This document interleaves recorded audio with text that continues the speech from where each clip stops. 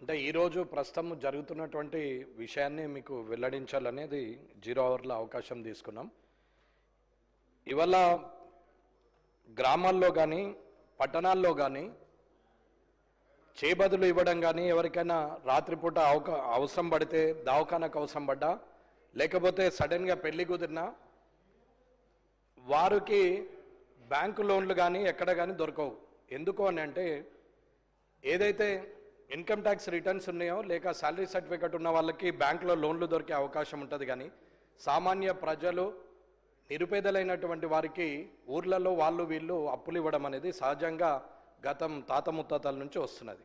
కానీ ఇప్పుడు ప్రస్తుతము జిల్లా ఎస్పీలు ఈ రాష్ట్రం మొత్తం మీద వడ్డీ వ్యాపారం చేస్తున్నారని చెప్పేసి రైడ్లు చేసుకుంటూ వాళ్ళ దగ్గరికి పోయి గ్రామాల్లో వాళ్ళని పట్టుకొచ్చేసి కేసులు చేస్తున్నారు.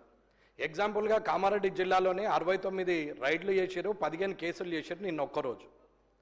మరి ఎమర్జెన్సీ ఉండి రాత్రికి రాత్రి దవాఖానకు వెళ్ళాల్సి వస్తే, ఒకవేళ హైదరాబాద్కి రావాల్సి వస్తే 1 లక్ష రూపాయలు అవసరం పడితే మరి రాజకీయ నాయకులు, ప్రజాప్రతినిధులు ఇస్తారా, లేకపోతే పోలీస్ అధికారులు ఇస్తారా? అప్పులు ఎవరిస్తారు? బ్యాంక్ అధికారులు ఇవ్వాలంటే ఇన్కమ్ ట్యాక్స్ రిటర్న్స్ ఉండాలా, లేదంటే శాలరీ సర్టిఫికెట్స్ ఉండాలి. ఇన్కమ్ ట్యాక్స్ రిటర్న్ ఉన్న వాళ్ళు, శాలరీ సర్టిఫికెట్ ఉన్న వాళ్ళకు డబ్బులు ఎట్లాగుంటాయి, ఆస్తులు ఎట్లాగూ ఉంటాయి.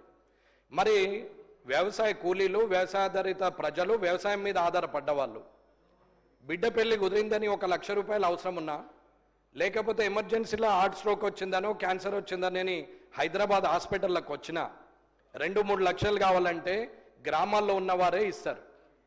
అటువంటి వారిని కూడా భయభ్రాంతులకు గురి చేసి కేసులు చేసి వారి దగ్గర నుండి కేసులు మాఫ్ చేయడానికి మళ్ళీ పైసలు వసూలు చేసే పోలీస్ అధికారులు ఇవాళ వారి ఇండ్ల మీద రైడ్ చేసుకుంటూ వారిని భయభ్రాంతులకు గురి చేస్తే రేపు ప్రొద్దున అవసరం ఉంటే ఎవరు అప్పులు ఇస్తారనేది మీరు ప్రభుత్వానికి ఒకసారి ఇది పైనుంచి వచ్చిందని ఎస్పీలు చెప్తున్నారు. పైనుంచి అంటే మరి ప్రభుత్వం నుంచే వచ్చి ఉంటుంది.